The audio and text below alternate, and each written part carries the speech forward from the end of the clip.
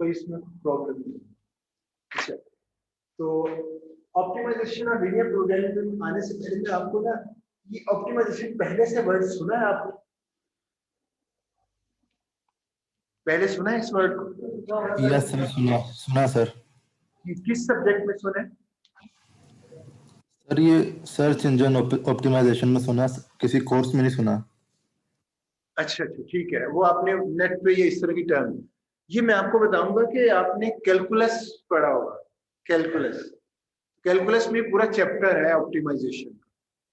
वो और बात है कि मैं अब थर्ड सेक्शन है मेरा, कल एक क्लास हुई, आज दो क्लासेस है, सुबह और आज थर्ड। और किसी क्लास में किसी स्टूडेंट ने मुझे ये नहीं कहा कि उन्होंने कैलकुलस में ये चैप्टर पढ़ा है।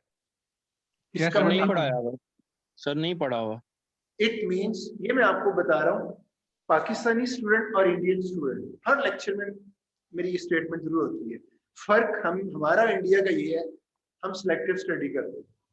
खैर अब तो हमारा कसूर नहीं है टीचर्स का, क्यों, कोविड-19 से तो प्रॉब्लम ही हो गई, तो पूरा कोर्स कवर करना है मुश्किल हो जाता है।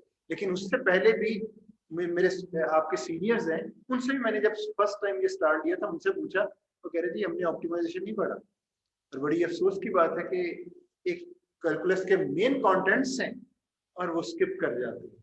तो मेरी अपने जो सीओडी हैं इधर चेयरमैन डिपार्टमेंट, उनसे भी रिक्वेस्ट है, उनके जो मैथ्स के सब्जेक्ट है, मेरी ख्वाहिश है कि सीएस के टीचर्स पढ़ाएं, उसका फायदा होता है। उसका ये कि कंप्यूटर मैथ्स का टीचर क्या करेगा, सब्जेक्ट पर टॉपिक पढ़ाने के बाद चला जाएगा, आपने नोट कर लिया और सीख लिया। मुझे बताएं, मैथ्स के 3 सब्जेक्ट्स तो तकरीबन आप पढ़ चुके होंगे, 2 और 3, डिस्क्रीट, लीनियर अलजेब्रा, समथिंग। मुझे कोई स्टूडेंट एक बता दे कि प्रोग्रामिंग की असाइनमेंट्स मिली होगी, किसी एक स्टूडेंट ने भी कुछ मैथमेटिक्स को यूज किया कहीं, किसी प्रोग्रामिंग डिफरेंशिएशन कभी अप्लाई की? डिस्क्रीट मैथ्स में परमुटेशन होती है, परमुटेशन किसी प्रॉब्लम को सॉल्व करते हुए प्रोग्रामिंग में कभी यूज की? नो। पढ़ने के बाद दीवार पे फेंक दिए, यही मतलब होगा सर। हम पाकिस्तानी स्टूडेंट ये कहते हैं, और आपके 8th सेमेस्टर के स्टूडेंट को भी ले लें, अभी अगर मिल जाए उसे इधर बुला लें और उससे पूछें कि उसने आज तक जितनी भी प्रोग्रामिंग की है, क्या जो उसने मैथ्स में सब्जेक्ट्स पढ़े किसी को किसी प्रोग्रामिंग में यूज किया? आंसर होगा नहीं। ये बदकिस्मती है। तो आज मैं आपको ये हाईलाइट करूंगा कि मैथमेटिक्स का रोल क्या है और हम लैक किस साइड पे लैक कर रहे हैं, हमें वो यानी प्रॉब्लम कहाँ पे आ रहा है, और इसके बगैर आप मार्केट में जाएंगे तो क्या होगा। यानी एक डिफरेंस क्रिएट करूंगा, एक ऐसा स्टूडेंट जो प्रोग्रामिंग करता है यूजिंग मैथमेटिक्स, और एक स्टूडेंट प्रोग्रामिंग करता है विदाउट यूजिंग मैथमेटिक्स, या मैथमेटिक्स यूज भी करता है तो वो एक्चुअल मैथमेटिक्स जो उसके लिए बनी है उस प्रॉब्लम के लिए वो नहीं यूज करता। तो आज का लेक्चर इसी की, क्योंकि ये मैथमेटिकल सब्जेक्ट है, सबसे पहले मुझे आपको ये बताना है, इस सब्जेक्ट को पढ़ने के बाद दीवार पे फेंकने वाला नहीं, रियल लाइफ एग्जांपल्स होंगी और आप इसको यूज कर सकेंगे। तो इवन मैं इतना भी मोटिवेट करूंगा कि दूसरी मैथमेटिक्स को भी यूज किया जा सकता है। डिस्क्रीट मैथ्स तो है ही आपकी, हर उसमें जो डिस्क्रीट स्ट्रक्चर है वो प्रोग्रामिंग में यूज हो सकता है। लेकिन हमारी बदकिस्मती है कि हमें एप्लीकेशन वाइज कोई बताने वाला नहीं। आपको बताया प्रोग्रामिंग, अगर मैं प्रोग्रामिंग पढ़ा रहा हूँ तो मैं जब असाइनमेंट दूंगा तो मैं स्टूडेंट को मुझे कहना चाहिए ये वाला मैथमेटिकल स्ट्रक्चर इधर लगाए, अपनी मेंटल स्किल ना यूज करें। हम क्या कर रहे हैं, अपनी मेंटल स्किल को यूज करें। आपको अभी तक जितनी असाइनमेंट मिलती होगी तो आप अपनी मेंटल स्किल को यूज करते हैं। आपका ऑब्जेक्टिव क्या होता है, आंसर आ जाए ताकि मैं टीचर को दिखा सकूं और वो मुझे मार्क्स दे। और टीचर ने भी जो आपका वाइवा लेना है, उसने, अगर मैं वाइवा लूंगा तो मैं तो ये कहूंगा कि इस प्रॉब्लम को आपने अपनी एफर्ट से सॉल्व किया, मुझे वो डिस्क्रीट स्ट्रक्चर बताओ जिससे ये हो सकता था और आपने नहीं किया। बताएं कौन सा डिस्क्रीट स्ट्रक्चर। क्यों, मैथमेटिकल वे में प्रोग्राम बनाने में और आम प्रोग्राम बनाने में मेजर डिफरेंस पे बात कर लें। अभी आप लेमैन है, मैं यही ट्रीट करूंगा कि अभी आपको कुछ नहीं पता, तो मैं उसी लेवल पे उस तरह की स्टेटमेंट दूंगा जितनी आप समझ सकते हैं। अब मैं एक फर्क बताता हूँ, आप जो अपनी मेंटल स्किल को यूज करते हुए प्रोग्राम बनाते हो उसको भी टेक्निक का नाम दे देते हैं। मेंटल स्किल को यूज करते हो और उस टेक्निक को हम कहते हैं ब्रूट फोर्स। ब्रूट फोर्स एक ऐसी अप्रोच है कि आपको एक प्रॉब्लम मिला, आपने उसको अंडरस्टैंड किया स्टेटमेंट को और आपने कंप्यूटर के थ्रू उसको सॉल्व कर दिया, लेकिन किसी टेक्निक को फॉलो नहीं किया। टेक्निक इसलिए नहीं फॉलो किया, आपने टेक्निक्स के नेम्स नहीं अभी सुने, पढ़े नहीं। जितनी टेक्निक्स में अभी 2-3, और इसमें एक टेक्निक हम इस सब्जेक्ट में एड्रेस करेंगे, लीनियर प्रोग्राम। तो जब आपने टेक्निक्स को पढ़ी नहीं है, टेक्निक्स अगर पढ़ी है तो आपको पता नहीं है कि ये प्रोग्रामिंग में यूज हो सकती है, कहाँ यूज होती है, अगर नहीं सुना तो इट मीन्स आप तो उनको यूज नहीं करेंगे, आप जस्ट अपनी प्रोग्रामिंग स्किल को यूज करेंगे। और दूसरी बात, हम प्रोग्राम किसको कहते हैं, कोई बताएगा प्रोग्राम क्या होता है? हमें प्रोग्रामिंग लैंग्वेज और इसमें भी कंफ्यूजन है, तो प्रोग्राम क्या होता है?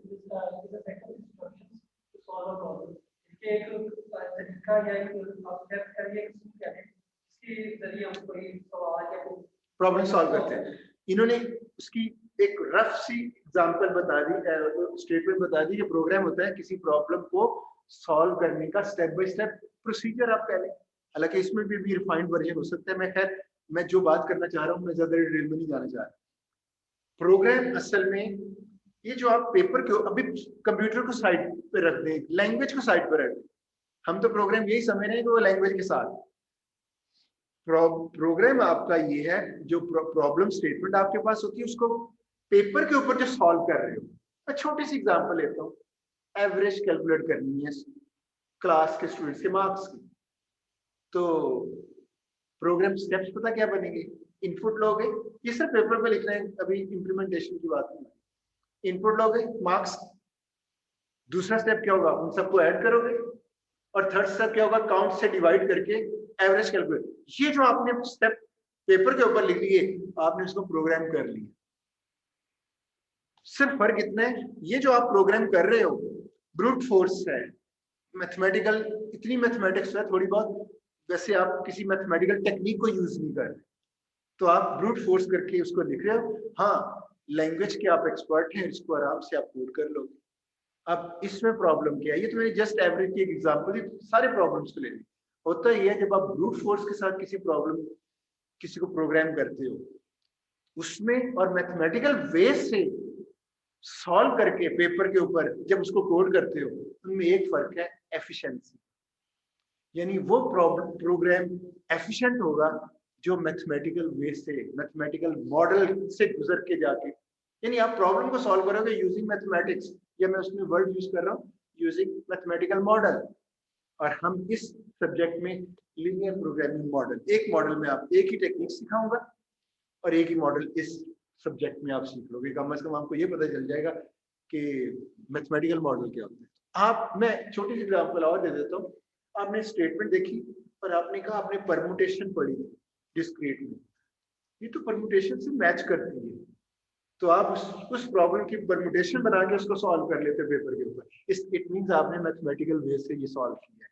और ये जब कोड होगा एफिशिएंट कोड होगा। आप सॉफ्टवेयर इंजीनियर हैं, आप कंप्यूटर साइंटिस्ट हैं, कोडर तक न रहे। आप ब्रूट फोर्स से जब कोई काम करते हो, ये कोडर से ज्यादा इसको वेटेज नहीं दी जा सकती। आप अपनी मेंटल स्किल देखिए, आप अपनी मेंटल स्किल नो डाउट आप बहुत अच्छे होंगे, आपकी मेंटल स्किल एक लेवल की हो सकती है, लेकिन पूरी दुनिया ने, मैथमेटिशियंस ने मैथमेटिकल मॉडल्स दे दिए हैं इन रियल लाइफ प्रॉब्लम्स को सॉल्व करने के लिए।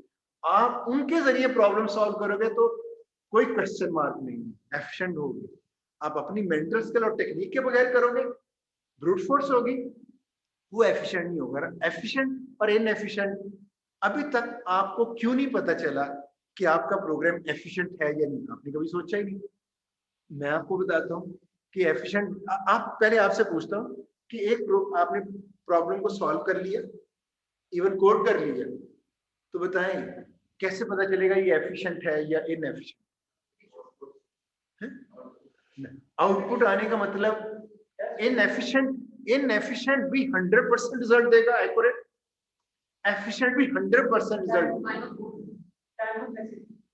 टाइम कॉम्प्लेक्स, उसका एग्जीक्यूशन टाइम मींस उसकी आउटपुट कितनी फास्ट रिस्पांस देती है। आप माइंड में रखिए, एफिशिएंट प्रोग्रामिंग और इनएफिशिएंट प्रोग्रामिंग, आप यहां जब सॉफ्टवेयर इंजीनियरिंग में 40 सब्जेक्ट्स पढ़ रहे हैं, प्रोग्रामिंग के लिए सिर्फ इतना ही काफी था, पीएफ पढ़ते, प्रोग्रामिंग फंडामेंटल, ऊपर पढ़ते ऑब्जेक्ट ओरिएंटेशन और डेटा स्ट्रक्चर पढ़ लेते, बस वाइंड अप कर देते। डिग्री में तीन ही काम, तीन सब्जेक्ट्स पढ़े और आप जाके जॉब करें फील्ड में। ये 40 सब्जेक्ट्स क्यों करवाए जा रहे हैं? आपने सॉफ्टवेयर इंजीनियर बनना है, आपने कंप्यूटर साइंटिस्ट बनना है, हर एक का अपना अपना रोल है। बदकिस्मती ये है कि हम इधर से इन्हीं तीन चीजों को आगे जाके, या कोई डेटाबेस आ जाती है उसको लेके जाके जॉब कर रहे हैं, अर्न तो कर रहा है साइंटिस्ट या इंजीनियर में। साइंटिस्ट इंजीनियर यही होगा कि आपने प्रॉब्लम को किसी मैथमेटिकल वे से सॉल्व करना है।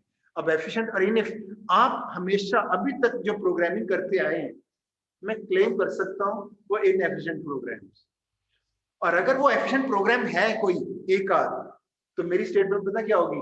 वो किसी नेट से कोई टेक्निक आपने अडॉप्ट की है जिसको आपको नहीं पता।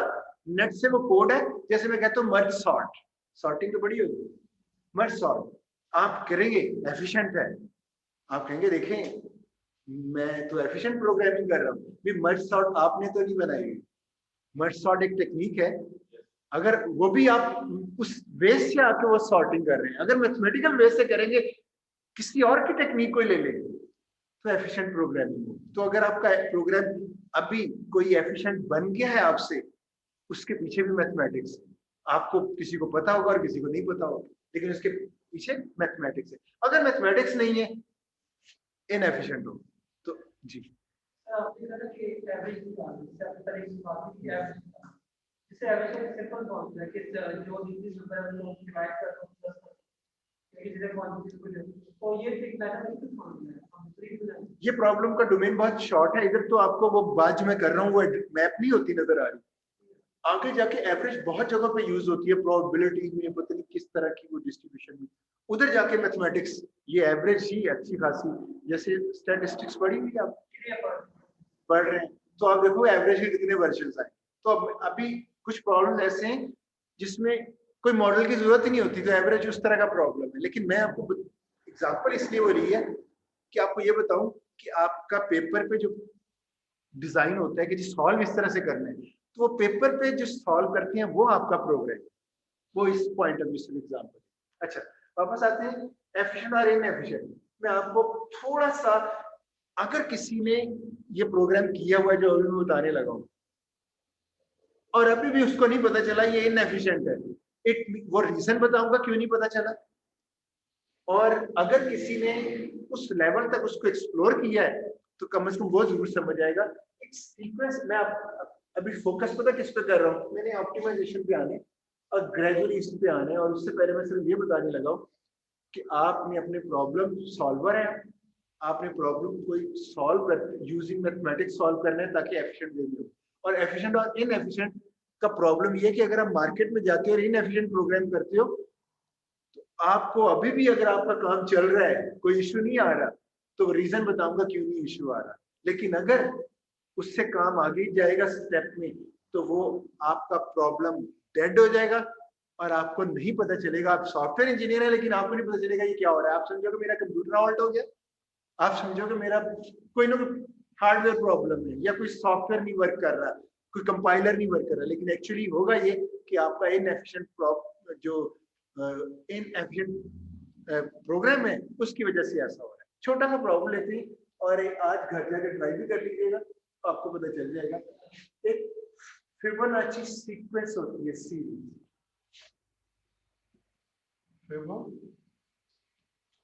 ये आपने कहीं सुनी हो, अगर नहीं सुनी मैं अभी बताऊंगा तो शायद याद आ जाए। फिबोनाची सीरीज या सीक्वेंस है, अभी मैं बता देता हूं ये क्या होती है। बज़ाहिर ये बहुत सिंपल सी बात है, फिबोनाची सीरीज। ये सीरीज पता क्या होती है जो मैं जनरेट करने लगा हूं। पहला इसका जो एलिमेंट है 0 होता है, सेकंड एलिमेंट 1 होता है, और जो नेक्स्ट आएगा वो इन दोनों का सम। अब यहां जो है ये प्रीवियस यानी सेकंड लास्ट और लास्ट का सम, तो second last last, second last last, और ये जनरेट होती जाती है। जिस बंदे ने ये फिबोनाची मेरे ख्याल में इसी ने ये डिस्कवर की, जिसने ये सीरीज या सीक्वेंस डिस्कवर की उसे भी नहीं पता होगा कि फ्यूचर में लोग इससे क्या क्या बेनिफिट लेंगे। ये सीरीज आपके कई प्रॉब्लम्स को सॉल्व कर रही है और हमें पता ही नहीं। हम मैथमेटिक्स में लिखनी आ गई। इवन मैं प्रोग्राम करके दिखाता हूँ कि इसको प्रोग्राम करेंगे तो ये रिकर्सिव वर्जन आपको मैथमेटिक्स मिल जाएगी। कोई रिकर्सिव वर्जन है तो देखते हैं कितनी टाइम में ये सॉल्व होता है। प्रॉब्लम ये है 1 एलिमेंट, सेकंड, थर्ड, 4, 5, 6, 7, अगर मेरे को 8 ये सीरीज जनरेट करनी है और 8th एलिमेंट तक करनी है, आप क्या करोगे? 0 लोगे, 1 लोगे, फिर एलिमेंट्स को ऐड करके ऐसे ऐसे करके ये सीरीज जनरेट करनी है। ये प्रोग्राम बनाने हैं सीरीज जनरेट करनी है। ये जो एलिमेंट यहां तक जनरेट करने में कंप्यूटर कितना टाइम लेगा?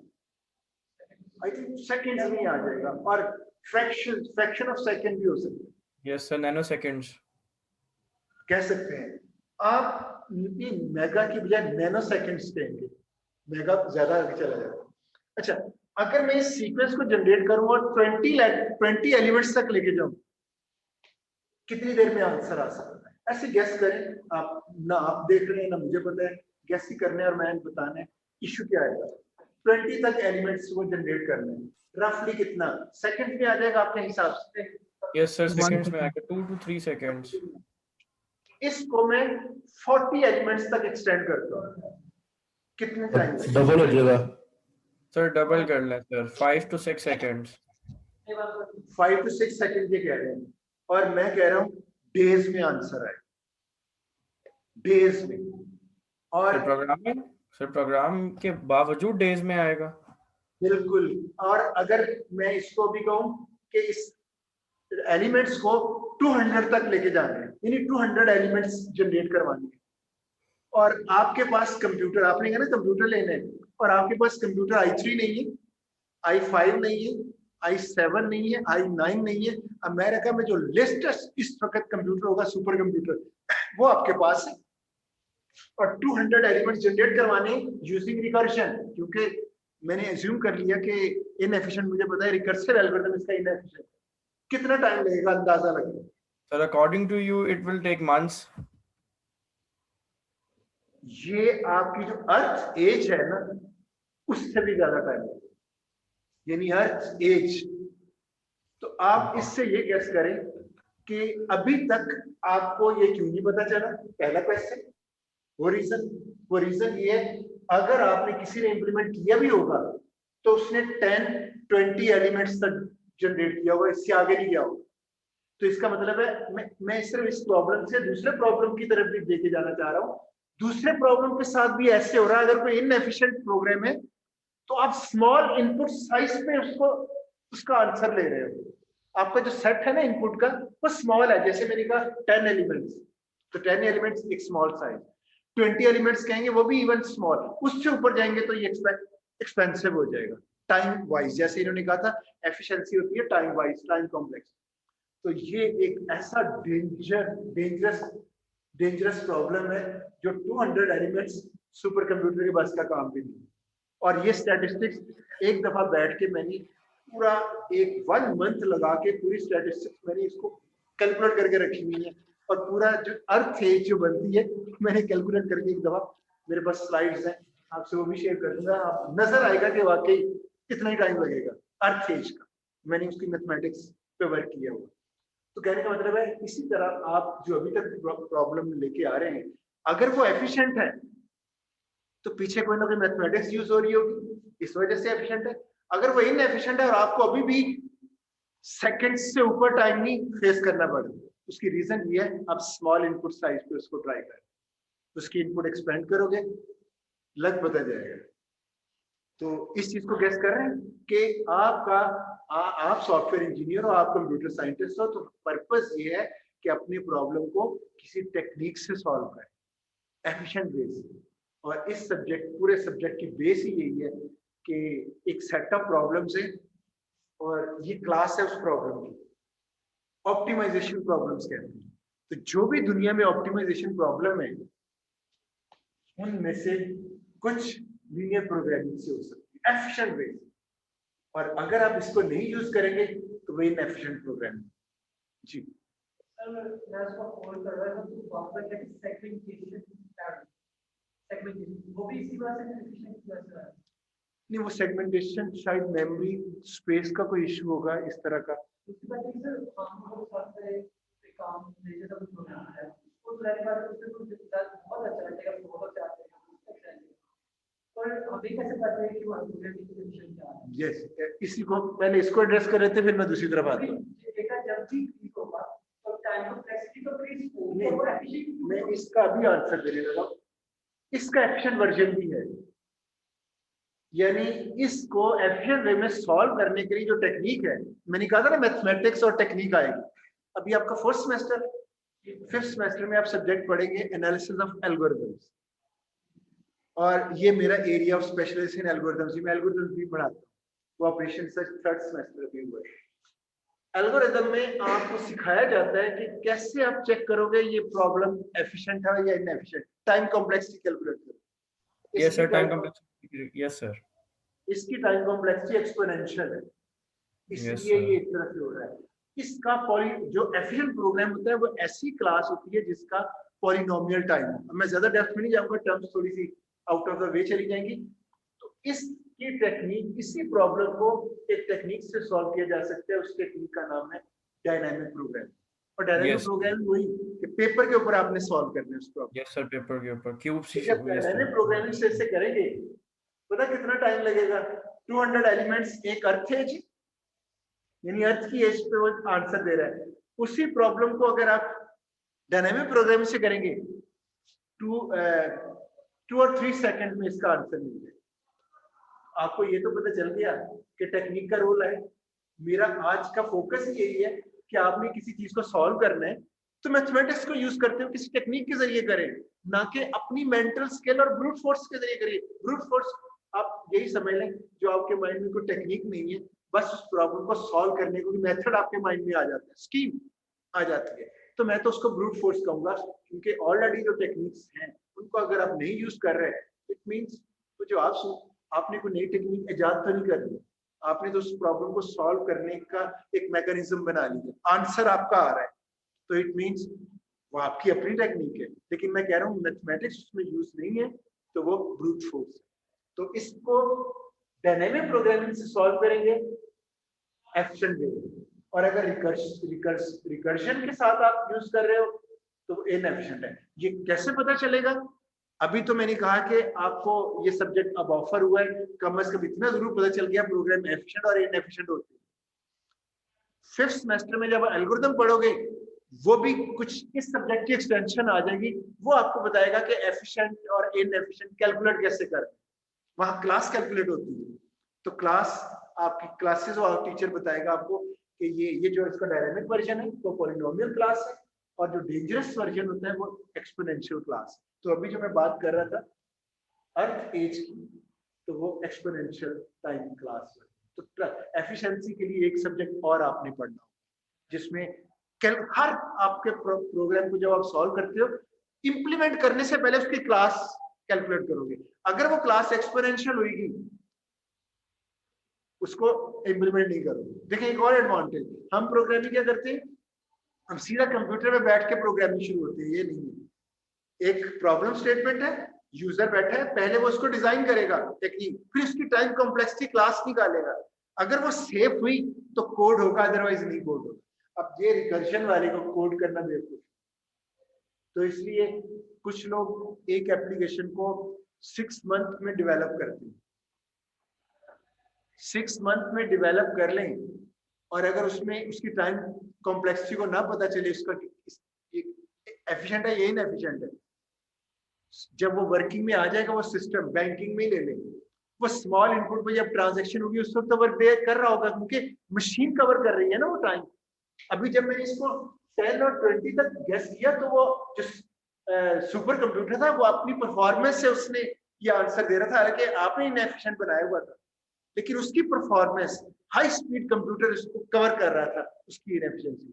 जैसे इनपुट साइज इंक्रीज करेंगे, कंप्यूटर की भी वर्स होगी। तो इसलिए जब आप जो प्रॉब्लम आपके इनएफिशिएंट होते हैं और आपको पता नहीं चलता, वो कंप्यूटर का रोल है इसके अंदर। हाई स्पीड मशीन है आपके पास, इवन i3 क्यों ना हो, हाई स्पीड मशीन है, वो कवर कर रही है, वो पता नहीं चलने दे रही। जब इनपुट साइज इंक्रीज करोगे स्पीड स्लो होनी शुरू हो जाएगी। तो इसलिए मैं ऐसा एक आपने देखिए एप्लीकेशन डेवलप कर ली जिसमें आपको एफिशिएंसी का नहीं पता चला, आपने सेल आउट कर दी, बैंकिंग एनवायरनमेंट चलने लग गई, उनका तो रोज कस्टमर्स आने हैं, ट्रांजैक्शन और डेटा स्टोर होने हैं। तो ये जो इनपुट जो फाइल बनती जा रही है ना अकाउंट होल्डर्स की, वो इनपुट ही है ना, जितनी वो बड़ी होती जा रही है इनपुट साइज इंक्रीज होता जा रहा है। तो 100 अकाउंट होल्डर्स तक तो वो सिस्टम प्रॉब्लम नहीं करेगा, जैसे 100 से ऊपर जाएगा वो यही असर होना शुरू हो जाएगा उससे। तो इनपुट साइज इंक्रीज हुआ अकाउंट होल्डर्स का, और साल के बाद उसने डेड हो जाने, और क्योंकि उसमें इंजीनियर्स ने रोल प्ले नहीं किया, कंप्यूटर साइंटिस्ट का रोल नहीं है, बस एक कोडर ने वो एप्लीकेशन डेवलप कर दी, तो सारे सर पकड़ के बैठेंगे ये क्या हो रहा है। तो ऐसे प्रॉब्लम्स हैं जो फेस करना पड़ सकते हैं। तो इसलिए कंप्यूटर साइंटिस्ट और सॉफ्टवेयर इंजीनियर उनको ये सब्जेक्ट इसलिए सिखाए जाते हैं कि वो एप्लीकेशन 6 मंथ एक चीज पे लगाते हो आप डेवलप करने में, क्यों ना 1 वीक लगा के उसकी टाइम कॉम्प्लेक्सिटी पेपर पे डिजाइन जब कर लेते हैं, 1 वीक चाहिए उसकी टाइम कॉम्प्लेक्सिटी कैलकुलेट करने में। तो अगर हमने 1 वीक में देख लेते हैं कि आपकी स्कीम एफिशिएंट है या इनएफिशिएंट है, तो वो 6 मंथ डेवलप करने के सेव हो जाएंगे। आप 6 मंथ कोडिंग करने के सेव हो जाएंगे, क्योंकि पता चल गया ये इनएफिशिएंट, और पेपर के ऊपर ही पता चल सकता है ये एफिशिएंट है या इनएफिशिएंट। वो जो कैलकुलेशन है ना टाइम कॉम्प्लेक्स, इसकी भी जो कैलकुलेशन है वो पेपर के ऊपर ही पता चल जाएगा कि रिकर्सिव वर्जन इनएफिशिएंट है। जब इनएफिशिएंट पेपर भी आपने डेवलप की स्कीम, पेपर भी देख लिया ये सही नहीं है, वहीं पेपर फाड़ के फेंक दिया कि जी ये तो काम चलेगा ही नहीं, वो कोडिंग एफर्ट आपकी बच गई। और अगर आप ये सिग्नल मिलता है कि ये कोड ये जो आपने डिजाइन की है स्कीम ये एफिशिएंट है, कोड कर लें। और यहां तक भी क्लेम है, अगर आपने एक ऐसी स्कीम डेवलप की, ऐसा प्रॉब्लम डिजाइन कर लिया, एप्लीकेशन को पेपर के ऊपर ले आए जिसकी टाइम कॉम्प्लेक्सिटी पॉलिनोमियल है, गारंटी दी जा सकती है कि 100 इयर्स के बाद भी, इवन 1 मिलियन इयर्स के बाद भी डेटा जितना मर्जी इंक्रीज हो जाए, आंसर सेकंड्स में या मिनट्स में मिले। ये भी तो आपको इतना कॉन्फिडेंस देती है ये चीज कि अगर आपको ये पता चल जाए आपका प्रोग्राम एफिशिएंट है या नहीं, तो आपके प्रॉब्लम को अगर एफिशिएंसी का पता चल जाए, कॉन्फिडेंस के साथ कोड करेंगे और 100 इयर्स तक, 1000 इयर्स तक भी इश्यू नहीं आएगा। वो सारी स्टैटिस्टिक्स पेपर पे कैलकुलेट हो जाती है। तो आप एल्गोरिथम एनालिसिस एंड डिजाइन जो सब्जेक्ट पढ़ोगे उसमें ये सारी चीजें आ जाएंगी कि एक आपके अपने बनाए हुए स्कीम जो प्रॉब्लम को सॉल्व कर रही है वो एफिशिएंट है या नहीं। मेरा सिर्फ पॉइंट यहाँ तक था। मैं आपको ये बता दूं कि आप मैथमेटिक्स को यूज किए बगैर, किसी टेक्निक को यूज किए बगैर जो काम करते हो, 99% चांसेस है वो इनएफिशिएंट हो। सिर्फ एक सिंगल लाइन, बॉटम लाइन ये, जो भी काम करना है पहले पेपर पे वो उसका एल्गोरिथम बनेगा।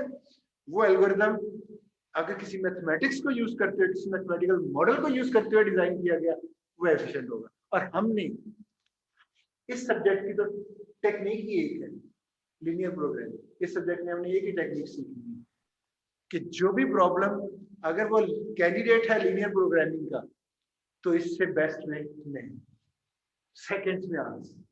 तो कितना बेनिफिट मिलेगा। एक तो प्रॉब्लम ये है कि मैथ्स हम पढ़ते हैं मैथ्स के टीचर से, कंप्यूटर साइंस का टीचर अगर पढ़ाएगा तो वो इन चीजों को भी एड्रेस करेगा। अब देखें, अभी तक मैथमेटिक्स के टीचर ने कभी नहीं बताया होगा, डिस्क्रीट के टीचर ने, कि ये परमुटेशन किस प्रॉब्लम में आपको प्रॉब्लम दिया हो कि इसको कोड करके लेके आए यूजिंग परमुटेशन। किसी ने ऐसी असाइनमेंट नहीं दी हो, दी है तो यही दिया होगा, ये स्टेटमेंट है प्रोग्राम करके लेके। अब आपके माइंड में होगा, होना क्या चाहिए, जो सॉफ्टवेयर इंजीनियर है या कंप्यूटर साइंस है, प्रॉब्लम सामने होगा, आपके माइंड में क्लिक आनी चाहिए, कौन सा मैथमेटिकल स्ट्रक्चर से ये हो सकता है, ये क्लिक आनी चाहिए।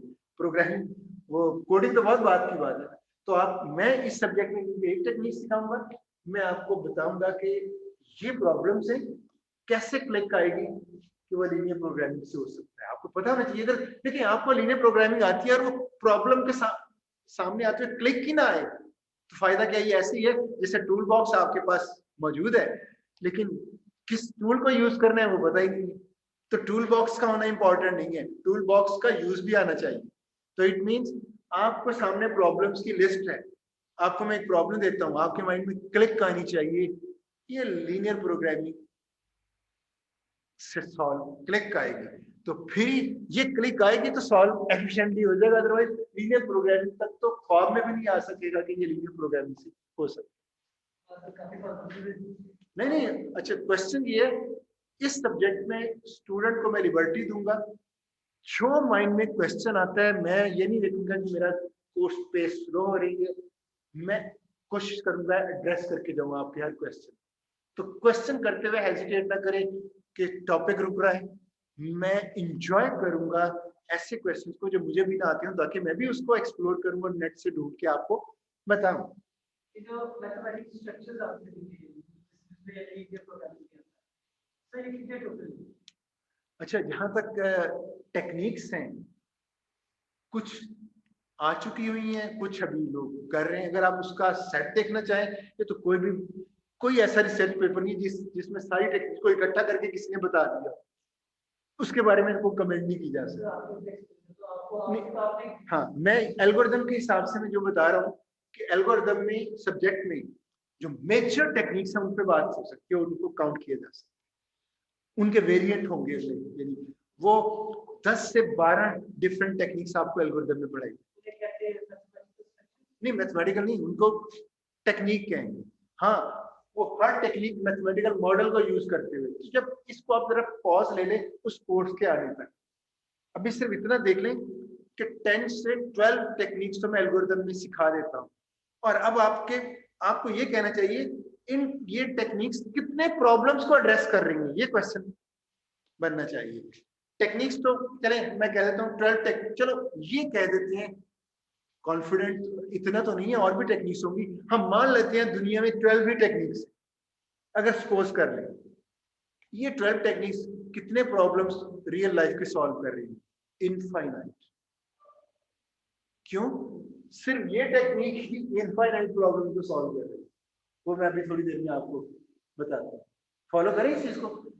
तो आप अभी इस सब्जेक्ट में एक टेक्निक सीखने लगे हैं, और 10 से 12 टेक्निक्स आप एल्गोरिथम में सीख लोगे, और यकीन करें अगर इतनी टेक्निक से सीखने के बाद मार्केट में चले जाओगे, आपकी जो अपना लाइफ टाइम है ना, हर एक को जितनी जिंदगी अल्लाह ने दी है, उन 10 से 12 टेक्निक से बाहर प्रॉब्लम बहुत कम होगा।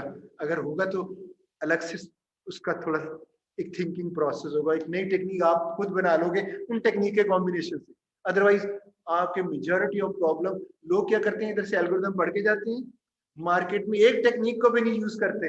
हमारा हाल तो पाकिस्तानी स्टूडेंट का ये है, हम पढ़ने के बाद, मैंने सीनियर स्टूडेंट से भी पूछा कि आप एल्गोरिथम में इतनी टेक्निक्स मैंने आपको पढ़ाई, मैंने अपने स्टूडेंट्स को, आपका अभी 10 साल का एक्सपीरियंस जॉब का हो गया, कितनी टेक्निक यूज की? कह रहा सर एक भी नहीं की। ये हाल है हमारा। क्यों? हम एक पाकिस्तानी कल्चर है कि ये प्रॉब्लम दिया, टाइमलाइन आ जाती है कि ये एक वीक में करके देंगे। वो कहता है हमारा होता है बस ये हो जाए, हम टाइमलाइन मीट कर लें और वाइंड अप कर दें। मैथमेटिकल स्ट्रक्चर के साथ, मैथमेटिक्स को यूज किसी टेक्निक के साथ डिजाइन करते हुए मंथ्स लग जाते हैं, लेकिन जब प्रॉब्लम डिजाइन हो जाता है तो लाइफ टाइम वर्जन आपके पास आ जाता है। ये एक साइड है कि आप मैथमेटिकल वे से सॉल्व करने में बेशक प्रॉब्लम में 1 साल ले लें उस एप्लीकेशन को तैयार करने में। क्लाइंट है उसने कहा कि मुझे तो 2 हफ्ते या हफ्ते के 2 हफ्ते, तो उसके प्रोग्राम को कोड हिस्सा तो नहीं होता, उसको फ्रंट एंड जो उसका बैक एंड भी चल रहा होता है, उसके डेवलपमेंट बन रही है, सब कुछ हो रहा है। तो अब वो बंदा 2 हफ्ते वाला 6 महीने इंतजार नहीं करेगा। अच्छा, इसमें अब प्रॉब्लम के वर्जन ले लें। छोटे मोटे प्रॉब्लम पाकिस्तानियों के लोगों के पास आते हैं ना, इधर के सॉफ्टवेयर हाउस में। क्यों? वो इस लेवल के प्रॉब्लम्स इंडिया में जाते हैं जो मंथ्स और ईयर्स लेते हैं, तो चीप लेबर इधर से अवेलेबल है, और इधर प्रॉब्लम भी वही आते हैं जो 1 मंथ 2 मंथ तक सॉल्व होने वाले होते हैं, उनका डोमेन इतना होता ही नहीं है। तो जो लार्ज स्केल प्रॉब्लम्स है वो तो ऐसे नहीं है, और उनके जो उनको प्रोग्राम करवाने वाला है, जो ऐप बनाने वाला है, उसको भी पता है कि ये मार्केट इधर है और इसको मुझे ईयर्स तक भी वेट करना पड़ेगा उस तरह की ऐप बनाने में। आपको कई ऐसे एप्लीकेशंस हैं जो कई ईयर्स ले लेती हैं बनाने में, ऐसा नहीं। तो हम क्योंकि इस मार्केट से फेमिलियर है, और हम तो यानी जब देखा जाएगा ना, इधर सस्ती चीज मिलती है, सस्ती चीज मीन कोई मैथमेटिकल यूज वर्जन तो यूज नहीं करना, ब्रूट फोर्स यूज करके करना है, और सिर्फ प्रोग्रामिंग स्किल को यूज करना है, और कुछ भी नहीं हो रहा। आप प्रोग्रामिंग स्किल के साथ हमारे सॉफ्टवेयर हाउसेस कर रहे हैं। वो जो आप 1 मंथ या 2 वीक जो भी प्रॉब्लम करें, वो मैथमेटिकल स्किल नहीं है, उसमें ब्रूट फोर्स वर्जन आंसर आ रहा है, स्मॉल स्केल है, चल जाते हैं, सालों तक चलता रहता है, कोई इश्यू नहीं। लेकिन जहां पे लार्ज स्केल आएगा तो वो इधर आएगा, इनसे नहीं होगा। वो बेचारे खुद ही कहेंगे कि यार इंडिया की मार्केट को टच करो, इसको छोड़ो। जो करने वाले हैं वो साफ बताएंगे इसको कितना टाइम लगेगा, कैसे हो सकता है कि वो यानी वो जो प्रॉब्लम हो ही नहीं सकता मंथ्स में, दुनिया के किसी हिस्से में भी चले जाए, तो उस मार्केट को टच करेंगे जो वो काम करती है, और मार्केट ही टाइम देगी उसको कि इसको इतना टाइम लगेगा। तो हम जो हमारे सॉफ्टवेयर हाउसेज है, ये वेब साइट्स और इस तरह के और दूसरे यानी स्मॉल स्केल प्रॉब्लम्स करते हैं। इंडस्ट्रियल प्रॉब्लम बिग प्रॉब्लम्स होती है।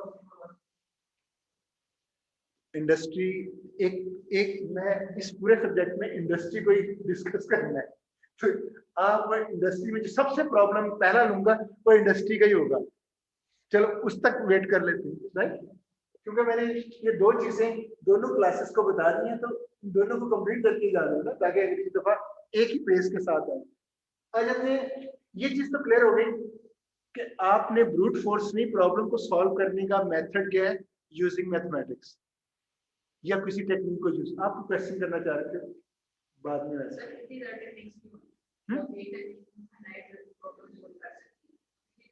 अच्छा देखिए, इतनी टेक्निक्स है दुनिया में, जितने प्रॉब्लम्स है ना वो एक जैसे नहीं। कोई लीनियर प्रोग्रामिंग से होगा, कोई डायनेमिक प्रोग्रामिंग, किस तरह से, हर की अपनी अपनी नेचर है, प्रॉब्लम की नेचर डिफरेंट है, इसलिए वो डिफरेंट टेक्निक। जो मैंने इनफाइनाइट का वर्ड यूज किया, ऑप्टिमाइजेशन के प्रॉब्लम सिर्फ इससे होंगे, लेकिन ऑप्टिमाइजेशन की क्लास फिक्स हो गई। ऑप्टिमाइजेशन इस क्लास के कितने प्रॉब्लम्स हैं, इनफाइनाइट है, तो इसके इनफाइनाइट प्रॉब्लम्स, लेकिन किससे होंगे, सिर्फ एक टेक्निक से होंगे। इस तरह जो डिफरेंट 11 टेक्निक्स हैं, ये मैंने 12 ऐसी फिगर कह दी, उसको फिक्स मत समझिएगा, वो आपको एज्यूम करवाने के लिए, तकरीबन इतनी तो हम उसमें पढ़ाते हैं। हर एक टेक्निक 12 फाइनाइट है ना नंबर कि जी 12, लेकिन हर एक टेक्निक में आगे जो प्रॉब्लम्स हैं उसके जो उसी टेक्निक से हो सकते हैं वो इनफाइनाइट है। थोड़ा क्लियर हुआ पॉइंट? अच्छा आ जाते हैं, क्योंकि हमने इस सब्जेक्ट पर फोकस कर रहे हैं, अब मैं आ जाता हूँ ऐसे प्रॉब्लम्स जो इस सब्जेक्ट में हम एड्रेस करेंगे, उनको कहते हैं ऑप्टिमाइजेशन प्रॉब्लम। तो ऑप्टिमाइजेशन पे कैलकुलस में एक पूरा चैप्टर है, ये टॉपिक है पूरा, और उसमें ऑप्टिमाइजेशन सिखाई गई है। मैं भी उसका एक क्वेश्चन लेता हूँ और आपको ऑप्टिमाइजेशन की डेफिनेशन का भी पता चल जाएगा। मैं वो टीचर नहीं हूँ कि इधर ऑप्टिमाइजेशन लिखा और ऑप्टिमाइजेशन की डेफिनेशन डिक्टेट करवा दूँ, नो। ये डिक्टेशन मैथमेटिक्स, और ना ही मैं मैथमेटिक्स इस तरह से करता हूँ, कॉन्सेप्ट्स बताए जाएंगे आपको, ये भी आप लिखना शुरू हो जाए और लिखते जाए, ऐसी मैथमेटिक्स हम नहीं यूज करें। अब ऑप्टिमाइजेशन प्रॉब्लम की तरफ आते हैं, आपको पता चल जाएगा ऑप्टिमाइजेशन क्या है, और उसके लिए मैं एक एग्जांपल ले रहा हूँ, और फिर हम लीनियर प्रोग्रामिंग पे वाइंड अप करेंगे सर। टाइम हमारे पास कम है, चले। ये आपके पास एक शीट है 12 इंचेस, लेंथ है उसकी 6 इंच वाइड, और किसी इंडस्ट्रियल प्रॉब्लम ले लेते हैं, मेटल की शीट है, सपोज कर लेते हैं, सिर्फ हमें अंडरस्टैंडिंग करनी से प्रॉब्लम का साइज छोटा रखा है। मैंने इसके कॉर्नर्स इक्वल डिस्टेंस में स्क्वायर्स काटने हैं, मतलब 1 इंच इधर से काटा,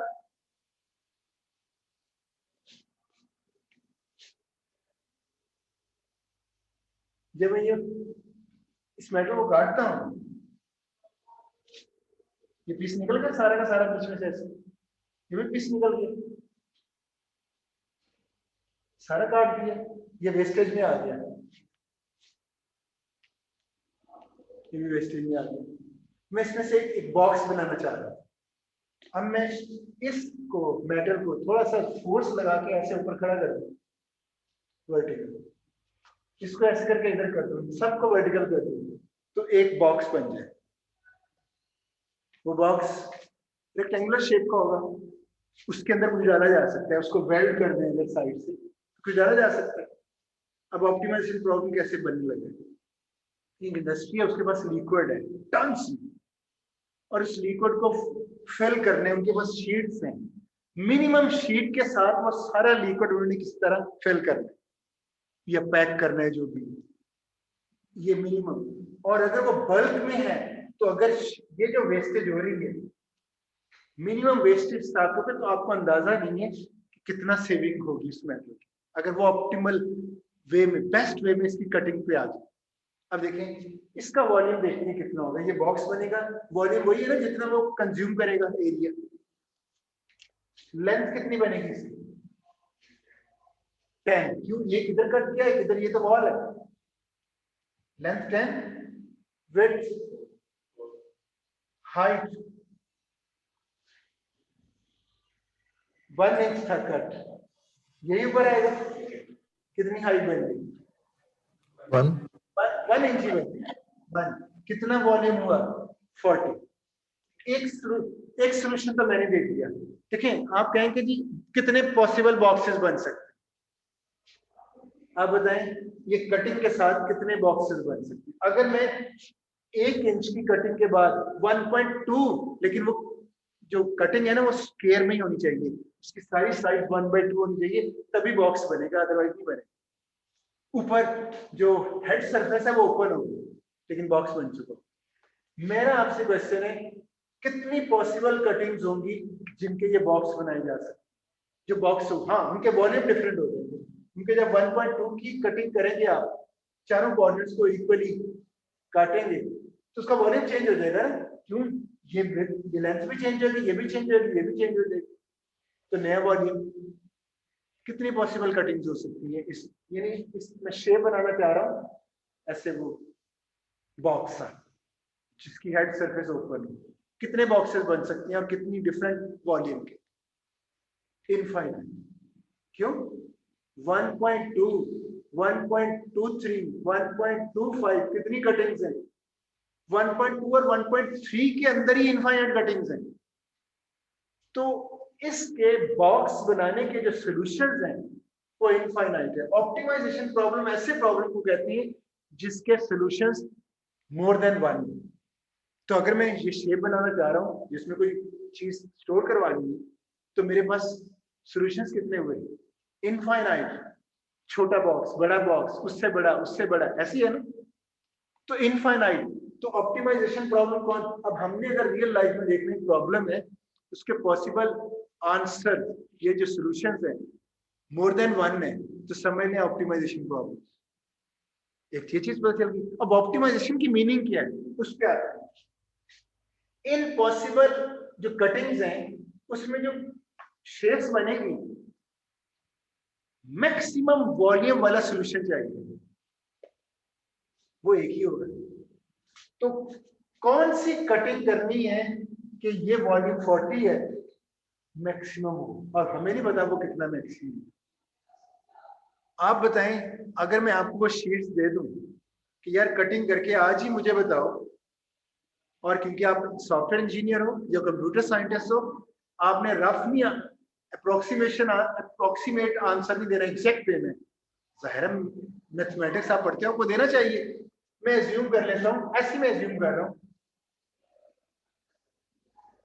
ये वो वॉल्यूम है जो मैक्सिमम हो सकता है, ऐसे एज्यूम कर रहा हूँ, मुझे नहीं भी पता कितने, ये मैक्सिमम है। आपको नहीं पता, ये मुझे पता है, मैंने आपको नहीं बताया। आपने यहां तक पहुंचना है, तो बताएं आप हिट एंड ट्रायल से ही करोगे ना? कभी 1.1 या पाकिस्तानी मेथड के 1.1 नहीं है तो 2 तक चले गए, जंप किया, देखा, फिर छोटा होना शुरू हो गया, फिर पीछे आने शुरू हो गए, और ऐसे ड्रैग करते करते करते कि वहां तक पहुंचेंगे। कितनी अटेम्प्ट्स लगेंगी इस आंसर तक पहुंचने? Infinite option. आपकी लाइफ लग सकती है लेकिन ये आंसर नहीं आएगा। तो ये कौन, इस प्रॉब्लम को सॉल्व करने का कौन सा मेथड है? Brute force. Brute force answer जरूर आएगा अगर आप एक्सप्लोर करते जाएं और आप, मैं एज्यूम कर लूं कि इतनी लाइफ आपको दे दी जाए जो इसके लिए काफी है वहां तक पहुंचने के लिए, तो आप जरूर इस आंसर तक पहुंच जाओगे। तो ब्रूट फोर्स आंसर जरूर देती है एग्जैक्ट, लेकिन टाइम वाइज इनएफिशिएंट। इस बात की समझ आ गई? अब ऑप्टिमाइजेशन किसको कहते हैं? ऑप्टिमाइजेशन ऐसे प्रॉब्लम्स को कहते हैं जिसके मोर देन वन सॉल्यूशन हो और उसका ऑब्जेक्टिव क्या होना चाहिए? एक ही, मैक्सिमम। इन इनफाइनाइट सॉल्यूशन में एक सॉल्यूशन तो है ना जिसमें वॉल्यूम मैक्सिमम है, वही इसका आंसर है। तो वो मैक्सिमम वॉल्यूम का जब बना लेंगे उस इंडस्ट्री को पता क्या फायदा होगा? वो अपना सारा कंज्यूम कर लेगी। ये वेस्टेज अगर हिट एंड ट्रायल से करेंगे तो वेस्टेज होगी ना। तो अगर एग्जैक्ट उतनी ही कटिंग पे पहुंच जाए जो वॉल्यूम है, वो सारी जितनी उनके पास शीट जरूरी है एक ही हो।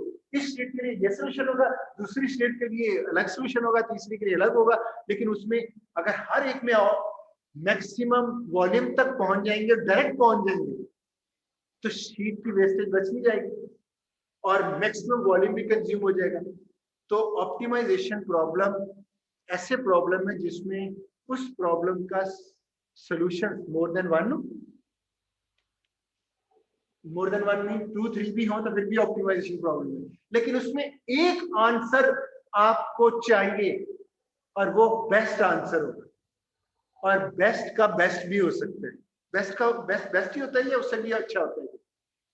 गुड के हिसाब से गुड का वेरी गुड होता है, वेरी गुड का अगेन वेरी गुड। लेकिन एक लेवल पे तो आके जाके कहीं कट लगाएंगे ना कि ये बस यही है। तो मैथमेटिक्स में ऑप्टिमाइजेशन कम्युनिटी उस एक कट को जो उससे और इंप्रूव नहीं हो सकता उसको ऑप्टिमल सॉल्यूशन कहते हैं। ऑप्टिमल सॉल्यूशन, तो इसका ऑप्टिमल सॉल्यूशन वो होगा जो जिसका वॉल्यूम मैक्सिमम होगा।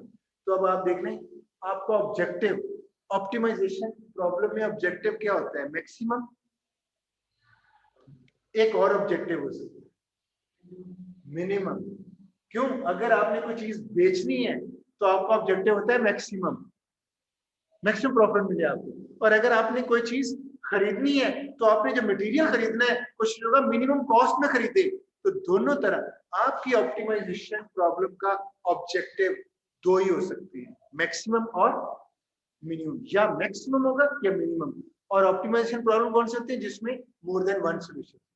तो आई थिंक इससे पता है इसको कैसे सॉल्व किया हुआ है? कैलकुलस में डिफरेंशिएट करते हैं, एक दफा दो दफा डिफरेंशिएट करते हैं और उस कटिंग तक पहुंच जाते हैं। क्रिटिकल पॉइंट भी सुना होगा कहीं आपने, क्रिटिकल पॉइंट। तो अगर आप मैथमेटिक्स में मैं इसको कैलकुलस से सॉल्व कर लूं और वो सॉल्व करने में मुझे 1 घंटा लग जाए, लेकिन आंसर कैसा मिला? ऑप्टिमल। अदरवाइज अगर मैथमेटिक्स को ना यूज करें पूरी लाइफ लग जाएगी, वो कटिंग तक नहीं पहुंचेगी। तो फायदा हुआ मैथमेटिक्स का। तो कैलकुलस में मैं आपको वो बुक के अंदर ये प्रॉब्लम किसी टाइम दिखाऊंगा आपको कि कैसे सॉल्व किया। तो आज के लेक्चर में मैंने कम से कम ये बता दिया, इसको ब्रूट फोर्स से करोगे तो लाइफ टाइम भी काफी नहीं है, और अगर आप इसको मैथमेटिक्स से करोगे जस्ट 2 3 4 5 मिनट्स में भी हो सकता है अगर आपकी ग्रेड क्लियर हो गया। तो ये हो गया ऑप्टिमाइजेशन प्रॉब्लम। अब मेरे ख्याल में इसमें इश्यू नहीं होगा, और हमारा ये सब्जेक्ट पूरा का पूरा ऑप्टिमाइजेशन प्रॉब्लम को ये अब हम लाइफ में देखेंगे कि कौन सा प्रॉब्लम ऑप्टिमाइजेशन का। फिर दूसरे स्टेप पे देखेंगे कि लीनियर प्रोग्रामिंग से होगा या नहीं। तो सारे ऑप्टिमाइजेशन प्रॉब्लम से लीनियर प्रोग्रामिंग से नहीं होते, डायनामिक प्रोग्रामिंग से नहीं। तो इसलिए डिफरेंट क्लासेस हैं। तो ये टेक्निक आपको सिखाई जाएगी। ये प्रॉब्लम क्लास कैटेगरी है, तो हम तमाम ऐसे प्रॉब्लम्स को एड्रेस करेंगे जो ऑप्टिमाइजेशन प्रॉब्लम में चाहिए। और किस टेक्निक से करेंगे? Linear programming. ये अभी इसको एक्सप्लोर नहीं करते। नेक्स्ट लेक्चर से हमने सारे लेक्चर में हमने सिर्फ एक ही प्रोग्रामिंग सीखनी है, लीनियर प्रोग्रामिंग। पूरा सेमेस्टर पढ़ा है हमारे पास। तो आई थिंक 2 टर्म्स इनको मैं समराइज करने में मुझे तो लगता है मैं सक्सेसफुल हो गया हूँ। आप बेहतर जानते होंगे कि ऑप्टिमाइजेशन क्या है, और ऐसे प्रॉब्लम जो ऑप्टिमाइजेशन क्लास के हों उनको हम लीनियर प्रोग्रामिंग से, जो लीनियर प्रोग्रामिंग से हो सकते हैं वो करेंगे। जो उससे नहीं हो सकते उनके लिए दूसरी टेक्निक्स। तो 2 टेक्निक्स तो मैंने ऑप्टिमाइजेशन की वजह से देखी जाने में, प्रोग्रामिंग, लीनियर प्रोग्रामिंग, और भी है वैसे काफी याद आनी शुरू हो गई है, इंटीजर प्रोग्रामिंग भी है। आप प्रोग्रामिंग समझते हो लैंग्वेज को, प्रोग्रामिंग मैथमेटिकल प्रोग्रामिंग की बात हो रही है। अब ये तो आप देखोगे ये मैथमेटिक्स, मैं आपको इधर करके दिखाऊंगा, आप समझ रहे हो ये मैथमेटिक्स का क्वेश्चन टीचर कर रहा है, मैं कहूंगा ये हम प्रोग्रामिंग कर रहे हैं, और आंसर इतना एक्यूरेट, जो ऑब्जेक्टिव है मैक्सिमम या मिनिमम अचीव करेंगे उसको। यहाँ तक काफी है, पॉइंट क्लियर हुआ कि इस सब्जेक्ट की नेचर का मतलब आपको, और ये सब्जेक्ट फेंकने वाला नहीं है। कितना टाइम वेस्ट हो गया? 5 मिनट्स है, तो थोड़ा सा और टाइम भी ले सकता हूँ। ये सब्जेक्ट पढ़ के फेंकने वाला नहीं है। मैं आपको रियल लाइफ में मैं प्रॉब्लम की लिस्ट भी दूंगा, आपको दिखाऊंगा जो अमेरिका ने इस लीनियर प्रोग्रामिंग को यूज करते हुए कितना उस इंडस्ट्री ने बेनिफिट लिया। क्यों? आप मिनिमम कॉस्ट अगर चीज खरीदते हो, आप खुद अंदाजा लगाओ, मिनिमम कॉस्ट मीन इससे और मिनिमम नहीं हो सकती। तो जो मिनिमम कॉस्ट है, आप चीज एक प्रोडक्ट बना रहे हो इंडस्ट्री में, कॉस्ट है तो मिनिमम जो मटेरियल खरीद रहे हो, और प्रॉफिट है तो मैक्सिमम। तो प्रॉफिट की भी एक्सट्रीम ले रहे हो और खरीदने में भी एक्सट्रीम। और जो नहीं यूज कर रहे होंगे वो अपनी रिसोर्सेज को जाया कर रहे होंगे, वो इतना प्रॉफिट ले सकते थे लेकिन लीनियर प्रोग्रामिंग को यूज नहीं कर रहे।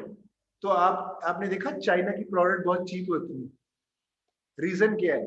जब मटेरियल को परचेज करने में मिनिमम कॉस्ट ले तो बेनिफिट लोगों को देंगे ना, कि जब इतनी सस्ती चीज उन्होंने खरीद ली और मिनिमम कॉस्ट प्रॉब्लम को सॉल्व करते हुए मटेरियल को उतना ही लिया जितना चाहिए, और जब प्रोडक्ट बनाई प्रॉफिट भी मैक्सिमम रखा जो रिक्वायरमेंट है उन सबको फुलफिल करते हुए, तो आप क्या करोगे? वो मैक्सिमम प्रॉफिट। अगर कोई टॉय बना रही है चाइना कंपनी, तो वो बल्क में टॉय, और एक टॉय पे अगर 0.0001 रुपये भी अगर प्रॉफिट हो रहा है, बल्क में जा रहा है, तो कितना प्रॉफिट आप अंदाजा नहीं कर सकते। तो अमेरिका ने, मेरे पास लिस्ट है बुक के अंदर जिसमें उन्होंने कहा इन फील्ड्स में लीनियर प्रोग्रामिंग यूज की है। मैं सिर्फ इतना बताऊंगा मैं कहाँ पे यूज की है। मैंने मेरे घर के बाहर थोड़ा सा एरिया है, मैंने उसको फ्लावर्स वगैरह उधर लगाए। उस एरिया में धूप नहीं आती, तो इसका मतलब है ग्रास नहीं होती। तो मैंने फ्लावर्स तो कुछ जगहों पे लगा लिए, बाकी एरिया मट्टी वाला हुआ, मड। वो इतना बुरा इंप्रेशन देता है। इधर कलरफुल एनवायरनमेंट, उधर घास होनी चाहिए ताकि एक ग्रीनिश स्ट्रक्चर वो नहीं होती। तो मैंने क्या किया, फ्लावर्स के लिए मैथमेटिकल शेप्स बनाए, सर्कल, रेक्टेंगल, पूरे पैचेस वो बनाए। बाकी जो एम्प्टी एरियाज है, तो मैंने कहा आर्टिफिशियल ग्रास, कारपेट लेते हैं, ग्रास टाइप होते हैं, वो लगाते हैं। अब मुझे देखो, मुझे ऑप्टिमाइजेशन की जरूरत पड़ गई। मैंने जब शीट लेके आनी है, उधर वो मुझे लेंथ वाइज मिलेगी, तो मैं कितना कारपेट साइज का लेके आऊं कि उसमें वो कटिंग भी इन्वॉल्व है, सेव करनी है कि मैक्सिमम वो उन चीजों को कवर भी करे और शीट मेरी मिनिमम रहे। ऑप्टिमाइजेशन प्रॉब्लम घर में भी यूज हो सकता है कि आप मैथमेटिक्स को लेके उसका मॉडल बनाओगे और देखोगे कि ये मिनिमम शीट कैसे लग सकती है। तो शायद सर्कल और रेक्टेंगल में बड़ी मुश्किल पेश आई, तो मैंने इस प्रॉब्लम को सब प्रॉब्लम में डिवाइड कर करके मिनिमम तक ले आया था। तो आप घर का बजट बना रहे हैं, यानी आप इन शॉर्ट ये कह रहे हैं, जहां ऑब्जेक्टिव ये आ जाए मैक्सिमम और मिनिमम, समझ लें ऑप्टिमाइजेशन तो है। अगला स्टेप है कि ये लीनियर प्रोग्रामिंग का है या नहीं, मैं वो भी शेयर करूंगा आपसे, ताकि प्रॉब्लम सामने हो और आपके माइंड में क्लिक आए लीनियर प्रोग्रामिंग। अगर क्लिक नहीं आई, मेरे पढ़ाने का फायदा क्या है? अगर आपके माइंड में ये क्लिक ना आए, तो वो ऐसी है जैसे मैंने टूल बॉक्स आपके पास है, सामने चीज पड़ी है, आपको यूज नहीं करने आते और वो ऐसी पड़ी।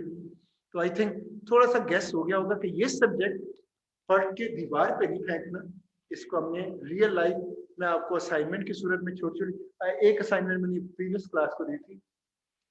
फ्रिज में ना लिमिटेड कैपेसिटी है, चॉकलेट्स और इस तरह की चीजें उसके अंदर रखनी है और उसका लाइफ टाइम भी इस तरह से होता है। तो वो सारा सिनेरियो इस तरह से बनाया कि एक चॉकलेट इस टाइप की है, एक इस टाइप की है, और एक की प्राइस ये, एक की प्राइस ये, एक में प्रॉफिट इतने मिलते हैं, एक में प्रॉफिट इतना, तो वो किन चॉकलेट्स को ज्यादा और किन को कम उधर रखे ताकि डेली प्रॉफिट इसको ज्यादा मिले?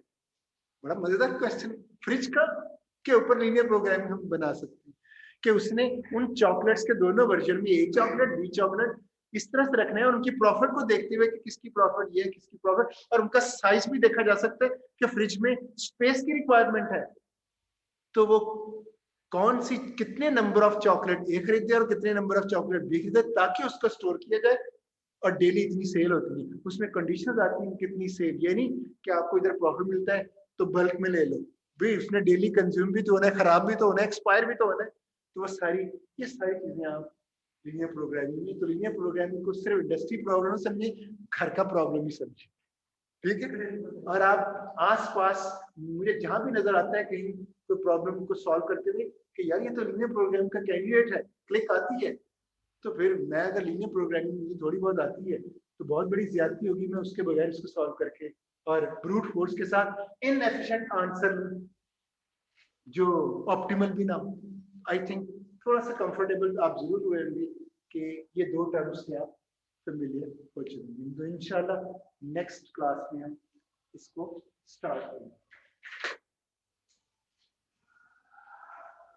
अभी जो स्टूडेंट्स ऑनलाइन है इनसे रिक्वेस्ट है कि नेक्स्ट लेक्चर में जो इवन आईडीज हैं उनकी टर्न होगी इधर ऑन कैंपस, अगर वो ऑन कैंपस ना आए ऑनलाइन है तो उनकी एब्सेंट लगेगी। हाँ, आप घर पे ऑनलाइन होंगे, अगर आप इधर आ जाते तो मुझे कोई इश्यू नहीं। हाँ, इधर वाले का स्टूडेंट जो जिसकी इधर टर्न है वो घर पे नहीं बैठा हो, ठीक है, उसको कैंपस आना हो। जी स्टूडेंट्स जो ऑनलाइन है कोई इश्यू तो नहीं आपको, समझ आइए आज का lecture? Yes, Yes, sir. sir. Yes, sir. Yes, sir. Yes, sir. Session and कर लें अगर इजाजत हो। आपकी जो अटेंडेंस है वो Yes. आपके अटेंडेंस जूम पे मुझे पूरी एक फाइल मिल जाती है, किसने किस टाइम पे ज्वाइन किया, किस टाइम पे एक्सेप्ट किया, पूरा ड्यूरेशन भी आ जाता है। तो सफिशिएंट ड्यूरेशन को मैं प्रेजेंट मार्क करूंगा, जो आके ऐसे शक्ल दिखा के चला गया तो वही मैं आपकी अटेंडेंस जूम से ले लूंगा, राइट। और जो आप है अभी फर्स्ट जो एड ड्रॉप के हैं उसमें अटेंडेंस मैटर नहीं करती, वो आप सारी प्रेजेंट हो। जैसे ही एड ड्रॉप खत्म होता है तो समझ लें काम शुरू हो गया।